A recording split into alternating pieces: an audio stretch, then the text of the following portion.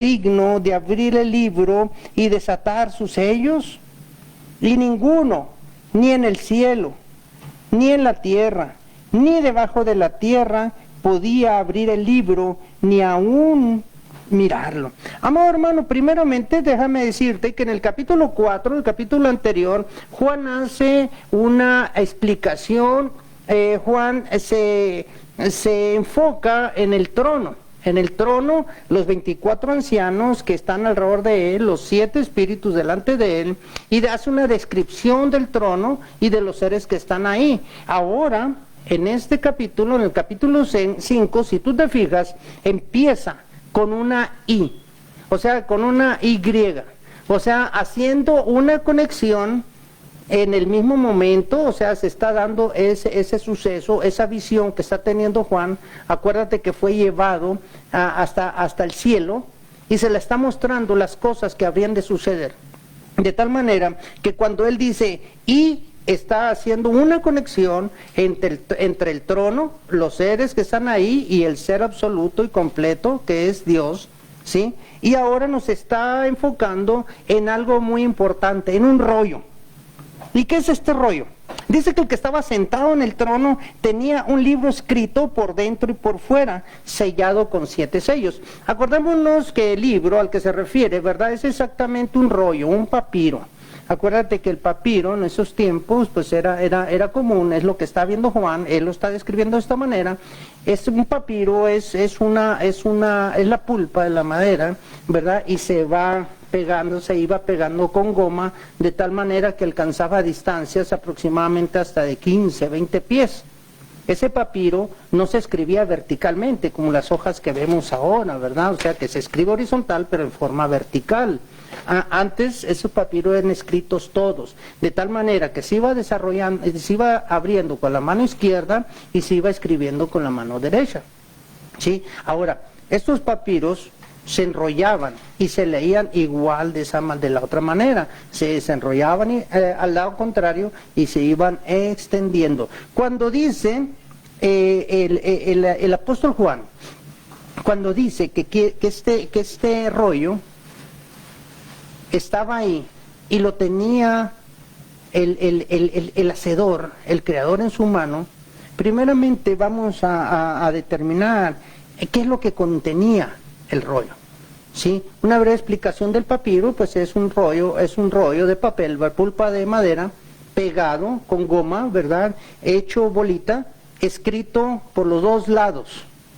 Aguas con eso porque es un detalle importante. Pero, ¿qué contenía ese rollo que era tan importante, hermano? La mayoría de los teólogos han deducido o han disuelto, bueno, no disuelto, la palabra es, han resuelto, ¿sí?, muchas o diferentes visiones, pero la mayoría han llegado a la conclusión, según el contexto, ¿verdad?, que ese rollo contenía las escrituras.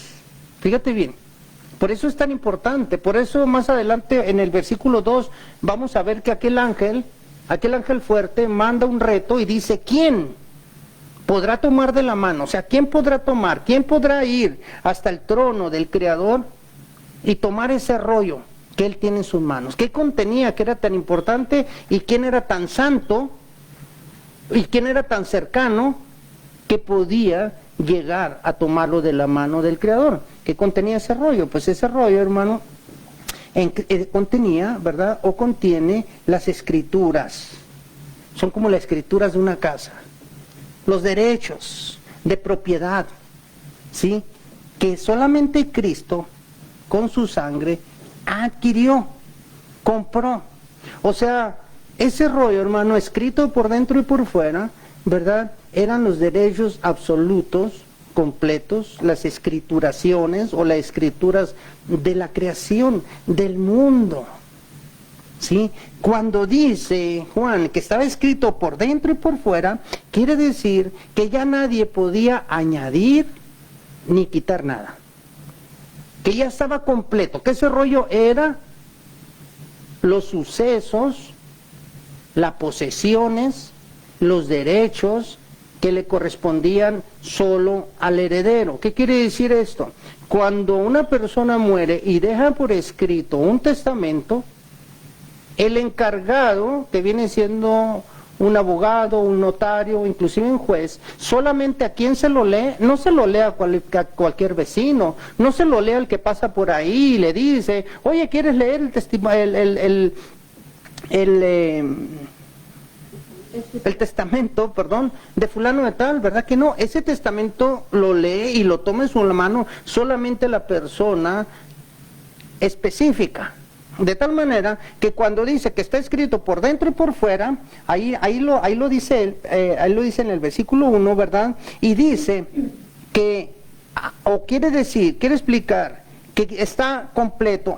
Más adelante, en el libro de Apocalipsis, ahí mismo en ese libro, versículo 22-18, hace una especificación, ¿verdad?, que nadie puede quitar ni añadir a este libro, o sea, al libro de Apocalipsis. De tal manera que ese libro estaba escrito completo. Ya nadie podía quitar ni agregar nada, ni poner nada. ¿Por qué? Porque estaba completo absolutamente. Ahora, ¿qué contenía después de toda la escrituración, la herencia del reino de Dios, ¿verdad? Pues tenía también, hermano, los acontecimientos, ¿verdad?, que tenían que suceder o que desembocan en la inauguración del reinado glorioso del Mesías.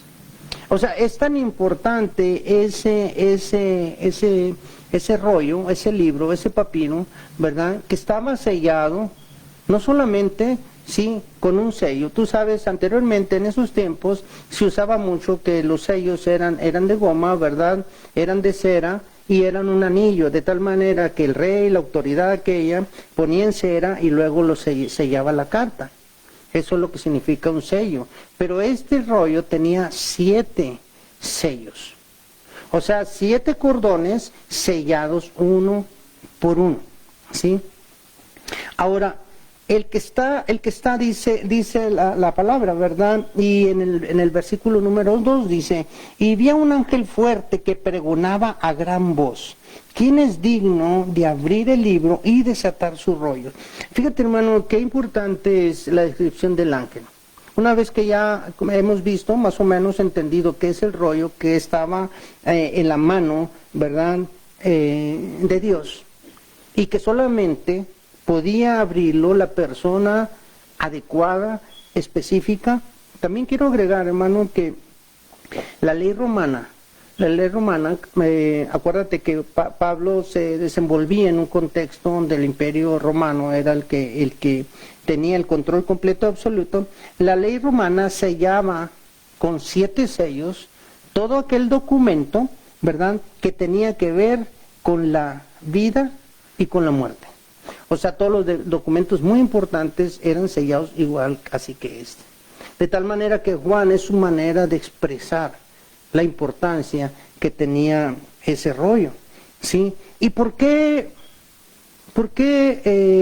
yo quiero que tú pienses, por qué Dios, por qué el Creador le estaba entregando la herencia o la escrituración, por decirlo algo, de alguna manera, del mundo o de la creación a Jesús? ¿Sabes una cosa, hermano? Porque esa propiedad se había perdido. Si tú recuerdas, en el libro de Apocalipsis, esa propiedad fue puesta en manos ¿de quién? Del hombre. ¿Te acuerdas que el Señor dice en el Apocalipsis que le dio la creación al hombre para que la señorease, para que la administrase, que se multiplicase y tomara el control de la tierra? ¿Sí te acuerdas? Pero esa propiedad, esa herencia que Dios había dejado en el hombre, hermano, se perdió. Esa herencia se perdió. ¿Y cuándo se perdió? ¿Me das una pluma, por favor? ¿Cuándo se perdió? Cuando el hombre pecó. Cuando el hombre pecó completamente, dejó el poder, la herencia que Dios le había puesto en sus manos. ¿Y qué es lo que pasa? Satanás empieza a tener el control del mundo. Es una propiedad que había caído y que tenía que recuperarse. Fíjate, en el libro del Levíticos, en el Antiguo Testamento, te voy a explicar algo rapidito, lo voy a compartir contigo. En el libro de Levíticos, capítulo 25, en el 9 y 10, versículo 9 y 10, habla de cómo se podía redimir una propiedad. Vamos a decirlo, cómo podíamos recuperar, ¿verdad?, la propiedad de un pariente lejano, de un pariente cercano. Vamos a ponerlo de esta manera, para poder explicar o para poder entender con palabras claras, ¿verdad?, y sencillas, cuál era la importancia de ese rollo. Fíjate bien, en el Antiguo Testamento, cuando una persona caía en desgracia, o sea, vamos a decir así, cayó en la ruina, tuvo algún problema, murió el padre de familia, lo que sea, ¿verdad?, su propiedad la tiene que vender. Entonces, alguien, la persona que la compra, ¿verdad?, toma posesión, nada más que en el contexto judío de ese tiempo, acuérdate que cada 50 años era el jubileo, que es lo que pasaba, que todas las propiedades vendidas, adquiridas, ¿verdad?, se tenían que regresar al dueño original, o sea, ninguna propiedad era para siempre. ¿Sí? O sea, si tú compras una propiedad a los 50 años, lo tenías que regresar. Esa era la ley judía. Pero hablando, ¿verdad?, de las propiedades, si tú perdías tu propiedad y un pariente cercano la quería recuperar para ti, ¿verdad?, ¿qué era lo que se hacía? Se podía adquirir, él la podía redimir, o sea, la podía rescatar para ti. ¿Cómo la podía rescatar? Él pagando el costo ese, ¿verdad? Ese era la ley, podía redimirla, podía rescatarla y devolverla. Él podía quedarse con esa propiedad, o sea, era mejor entonces que se quedara con un familiar que se quedara con un extraño.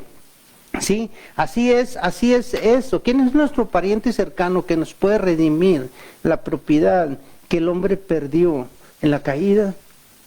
¿Quién es el que se hizo hombre, pariente, igual que nosotros, que pudiera redimir todo aquello que se había perdido? ¿Quién? Si solamente Jesucristo. Él es el que viene a redimir lo que se perdió. Ese rollo es la importancia maravillosa que tiene, porque es Dios el que se le está entregando. Hay una pregunta aquí, permítame.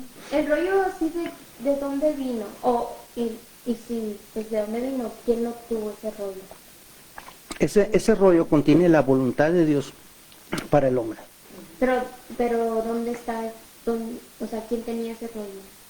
Ese rollo es lo que Dios dispuso para el hombre. El plan original para el hombre era que iba a ser como a su imagen y semejanza.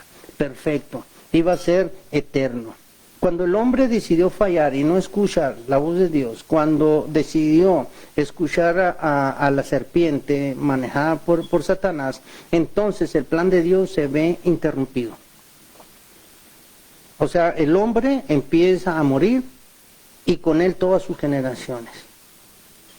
Pero, ¿qué es lo que pasa en este rollo? Que es la reivindicación, la recuperación, o recuperar aquello que se había perdido. ¿A qué es lo que viene Jesucristo al mundo? A recuperar, dice su palabra, todo aquello que se había perdido. De tal manera que este rollo, ¿verdad?, es la voluntad de Dios expresada, pero ¿quién es el heredero que solamente lo puede recibir? Sino solamente Jesús. Él es el único que puede o que tiene el derecho de conocer la voluntad de Dios. Abajo en el 2 vamos a ver que hay un ángel fuerte. Dice, ¿por qué menciona un ángel fuerte? Porque es o representa, ¿verdad?, lo difícil que va a ser llegar a ese rollo. No cualquiera puede llegar. No, es como simboliza. Exacto, es un símbolo. Estoy imaginando un rollo, como los que explicaste. Bueno, el papiro era nada más para explicar cómo era, ¿verdad? Lo importante. Acordémonos que Juan está en el cielo y es una visión que él tiene. Él lo está explicando, ¿verdad?, con figuras. Él lo está explicando con ejemplos. De tal manera que ese ángel, ¿verdad?, ese ángel también, en ese momento, en el versículo 2, dice, pregonaba, ¿quién es digno? Está lanzando un reto, está lanzando un llamado, y dice, a ver, ¿quién es digno de poder tomar ese rollo? O sea, es la voluntad de Dios, la reivindicación de todo lo que se había perdido, ¿sí? Y el heredero era solamente Jesucristo. Pero el ángel, ¿verdad? ¿Qué es lo que hace el ángel? Lanza un reto y dice, ¿quién? Pero en el versículo 3 dice, y ninguno.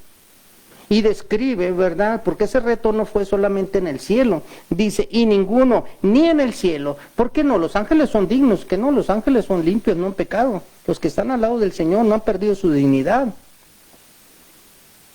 Pero la redención no tiene nada que ver con ellos, puesto que ellos son ángeles o seres ministradores. No tienen que ver nada con el hombre. Ellos no tenían, ¿verdad?, la capacidad de ser el heredero de la voluntad de Dios. Ellos solamente son creación. Por tanto, dice, ni en el cielo, ni en la tierra. Porque ninguna persona aquí en la tierra, ¿verdad?, ¿qué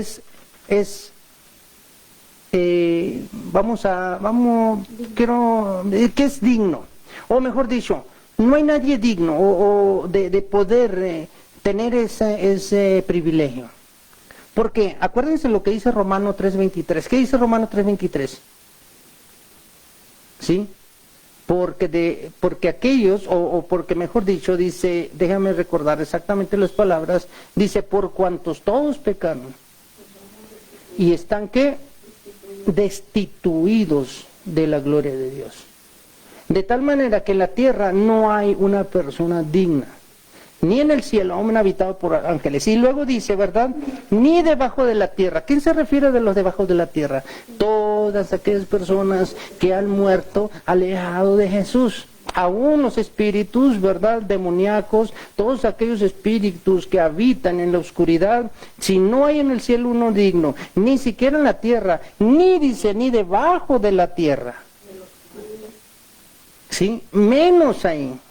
Y luego dice, ¿verdad? Ninguno podía abrir el libro, en el versículo 3, ni aún, dice, mirarlo.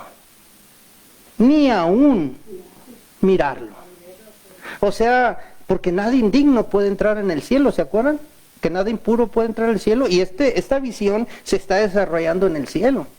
De tal manera que ni los ángeles, ni los habitantes de la tierra, ni los que ya han fallecido lejos de Jesús, ni los demonios que habitan en la tierra pueden ni siquiera verlo, puesto que no se está dando en el contexto, ¿verdad?, aquí en el mundo, sino en el cielo. Pero pasa algo muy curioso ahí, fíjense en el 4, vamos a leer el versículo 4, y lloraba, dice, ¿quién lloraba? Juan.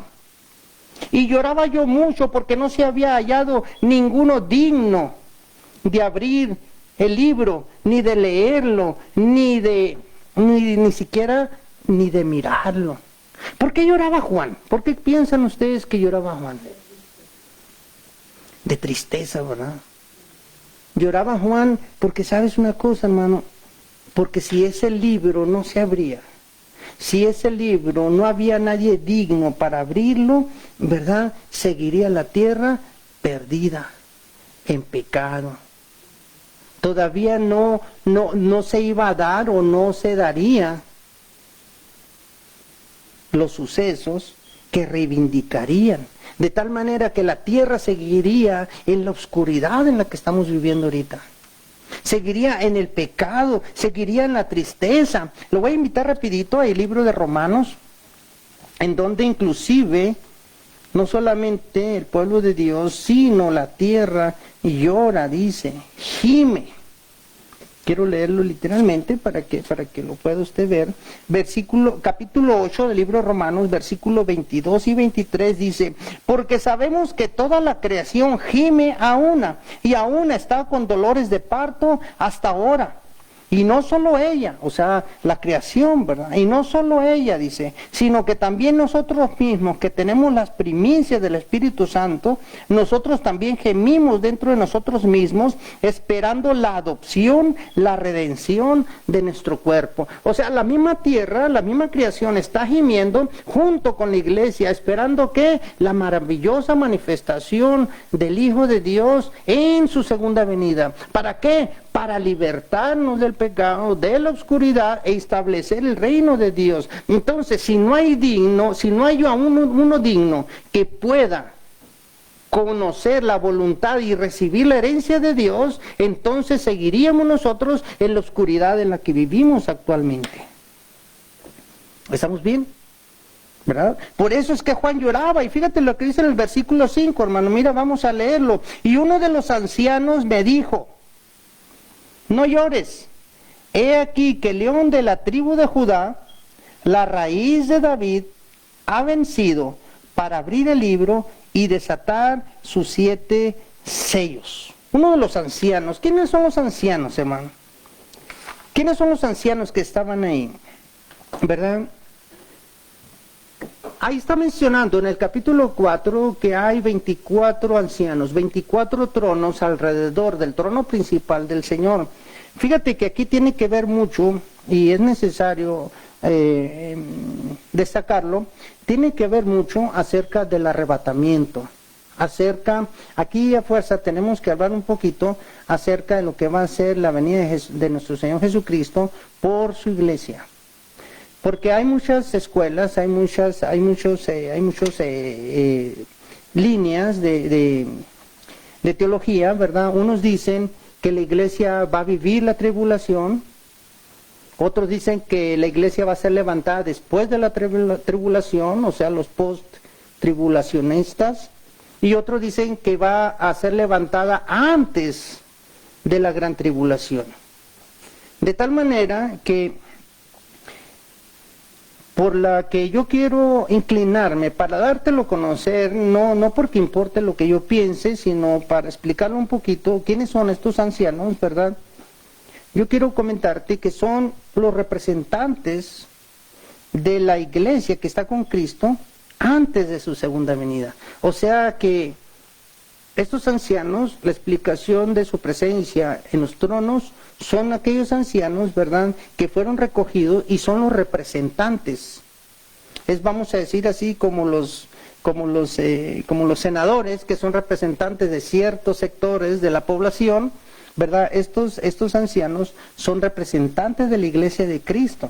O sea que antes de la tribulación, porque ahorita vamos a ver que al ir desatando los rollos, vamos a verlo, al ir desatando los rollos, cada rollo es un suceso que se tiene que dar antes de que se manifieste la segunda venida de Jesús. ¿Qué quiere decir esto? Que esta voluntad del Señor, ¿verdad?, tiene ciertos procesos, que son primeramente abrir el rollo y después desatar cada uno de los sellos. Y cada sello trae consigo un acontecimiento. Pero estos ancianos, ¿verdad?, aquel que se acerca a Juan y le dice, no llores, ¿verdad? Porque el que venció es, ¿quién? El león, el cachorro, ¿sí?, de la tribu de Judá. Aquel que vino de la raíz de David, ese venció, ese es digno.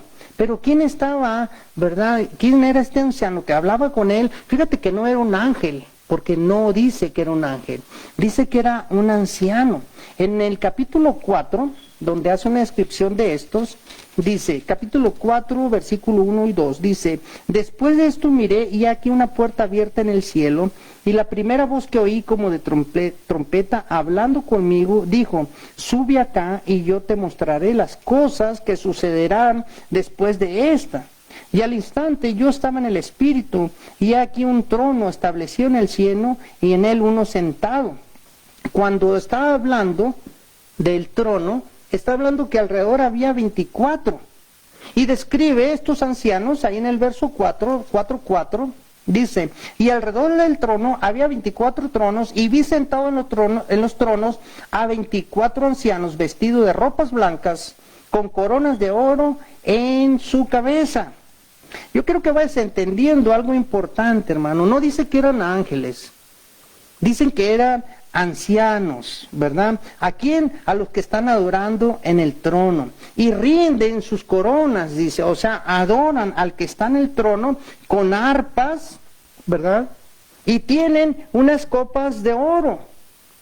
Dice la palabra, ahí mismo, en el capítulo 5, versículo 8, dice, estamos estudiando, acuérdate del capítulo 5, en el verso 8 dice, y cuando hubo tomado el libro, los 4 seres vivientes y los 24 ancianos se postraron delante del Cordero. Todos tenían arpas y copas de oro llenas de incienso, que son las oraciones de ¿quién? De los santos. Amado hermano, fíjate qué tan importante es entender eso para poder tener el sentido, ¿sí?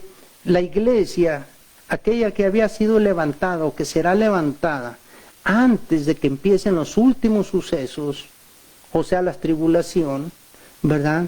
Va a tener sus representantes allá en el cielo, reinarán junto con Cristo porque es una promesa, ¿sí? Y tienen ellos unas copas de oro. Fíjate qué tan importantes son las oraciones. ¿De quién? De los santos. Ellos no son intercesores, no nos confundamos. Ellos no están intercediendo por nosotros delante de Dios. Ellos solamente son depositarios. O sea, ellos contienen o tienen las oraciones de los santos. Acuérdate que la Biblia dice que solamente hay un solo mediador entre Dios y el hombre. Así es que estos ancianos no son mediadores, sino son ¿qué? Los representantes, ¿sí? De todo, y no eran, porque muchos dicen que son los patriarcas del Antiguo Testamento, y otros dicen que son 12 patriarcas del Antiguo Testamento y 12 apóstoles. No te quiero confundir, hermano, solamente estoy haciendo una breve explicación porque es necesario, porque esa persona, uno de los representantes, habla, un anciano habla con Juan, y esa es la relación que quiero establecer. ¿Quién era él? Porque muchos dicen que son los 12 patriarcas del Antiguo Testamento, junto con los 12 apóstoles del Nuevo Testamento, ¿verdad? Pero no pueden ser judíos. No pueden ser judíos. ¿Por qué, hermano? Porque dice la palabra ahí mismo que eran ¿de qué? De toda lengua, de todo linaje y de toda nación. ¿Sí? En el versículo 9 dice, ¿verdad? Y con tu sangre nos has redimido. O sea, está hablando de ellos. Verso 9. Para Dios, o sea, nos ha redimido ¿de qué? De todo linaje, o sea, de todas razas, de toda lengua, pueblo y nación. Los patriarcas eran judíos, los apóstoles eran judíos, por lo tanto, no pueden ser ellos, ¿verdad? Solo pueden ser personas de la iglesia que alcanzaron cierto nivel espiritual y que reinan al lado. Acuérdate que es una promesa, sí, reinar junto con Cristo. La misma palabra lo dice y lo establece. Ahora, una vez que se acerca Juan y le dice, no llores, ¿sí? No llores, mira, ¿sabes qué? Si hay uno digno, si hay alguien digno, ¿verdad? Es el Cordero, el león de la tribu de Jehová, la raíz de Judá, la raíz de David, que ha vencido. Y dice, ¿verdad?, que Juan mira, y Juan espera ver a un león. ¿Qué representa un león, hermano? Representa fuerza, representa poder, representa principado. ¿Por qué? Porque el león es el rey de la selva. Eso está representado en los equipos de fútbol, en algunas banderas de algunos estados, países. El león siempre representa una figura, ¿verdad?, de autoridad y poder. Y Juan, ¿verdad?, eso es lo que espera ver. Pero fíjate, en el verso 6 lo que pasa. Dice, y miré, o sea, volteó, y vi que en medio del trono y de los 4 seres vivientes y en medio de los tronos de los ancianos estaba en pie un cordero como inmolado. ¿Qué es un cordero? Es el diminutivo, o sea, es el cachorrito de una oveja. Él esperaba ver un león y de repente ve un corderito, o sea, una oveja chiquita, una oveja casi bebé, ¿sí?, aproximadamente de menos de un año, y la ve, y todavía la ve, y dice de pie. ¿Qué significa de pie, hermano? Que vive. No es un cordero inmolado, o sea, cuando dice un cordero inmolado significa que se sacrificó por algo o por alguien. De tal manera que cuando dice un cordero de pie, ¿qué quiere decir esto? Que es el cordero que está vivo, el que salió de la tumba, el que ya no, ni siquiera la muerte pudo atrapar, el que después de 3 días ascendió al cielo y está ahí de pie, delante de Dios. Y dice, y que tenía 7 cuernos y 7 ojos. ¿Qué significa, hermano, el cuerno? ¿Qué significa, verdad? Los cuernos, hermano, dan una visión de poder. El 7, en el contexto judío, es de plenitud, es de perfección, es de algo que ha sido completado. Eso es lo que quiere decir el 7. Y cuando dice 7 cuernos, el cuerno representa poder. Si tú te fijas de un animal poderoso, como por ejemplo el rinoceronte, ¿qué es lo que tiene enfrente? Un cuerno. Esa es su fuerza, ese es su poder. Eso es lo máximo de él. De tal manera que él ve, Juan está representando, hablando de lo que él está entendiendo. Ve al Cordero, o sea, la representación de la humildad del Hijo de Dios, humildemente delante del trono, ¿sí? Alejado de toda vestidura o de todo pecado de soberbia, vanidad, sino en humildad completa, lo ve como aquel humilde corderito, ¿sí? Que todavía dice como inmolado. ¿Qué quiere decir? Que todavía cicatrices de ese sacrificio perfecto, pero dice que tenía 7 cuernos, o sea, tenía el poder completo. El 7 significa completo. El cuerno significa poder, o sea, aún en su humildad, él tenía el poder absoluto, ¿sí? Y después dice que lo ve también y tenía 7 ojos. ¿Qué quiere decir los 7 ojos, hermano? La visión completa, la sabiduría, el entendimiento, que solamente son atributos de Dios y por supuesto de su Mesías, de su Hijo, la manifestación de Dios en el Hijo. De tal manera que los 7 ojos significan la visión completa, la sabiduría completa, el que todo lo ve, el que todo lo sabe y el que todo lo puede. Esa es la descripción de Juan cuando dice aquel cordero, ¿verdad? Como inmolado que tenía 7 cuernos y 7 ojos, los cuales, dice, son los 7 espíritus de Dios enviados por toda la tierra. ¿Cuáles son los 7 espíritus de Dios, hermanos? Son el Espíritu Santo. Acuérdate que en el libro de Isaías, capítulo 11, versículo 1 y 2, hace una descripción de los atributos del Espíritu Santo, de poder, de sabiduría, de bondad, de misericordia. Ahí lo puedes ver en Isaías 11, versículo 1 y 2. O sea, es el Espíritu Santo, pero con todos esos atributos. Espero, hermano, que no te esté confundiendo, ¿verdad? La historia que estamos tratando de relatar. Si hay una pregunta, por favor, hazla. ¿Qué quiere decir? Que después de estar triste, Juan, después de aquel reto que lanzó aquel ángel fuerte y de que él estuvo triste, de repente se vuelve en gozo cuando ve él que sí hay uno digno, que sí hay esperanza para el hombre, que sí hay esperanza para redimir la tierra y toda la creación, que sí hay uno que es digno de acercarse hasta el trono del Señor, estar enfrente del trono del Señor y tomar aquel rollo. Ahí en el verso 7 vamos a ver lo que pasó. Aquel que solamente es digno, dice, y vino, o sea, ¿quién? El Cordero. O sea, ¿quién? Jesucristo. ¿Sí?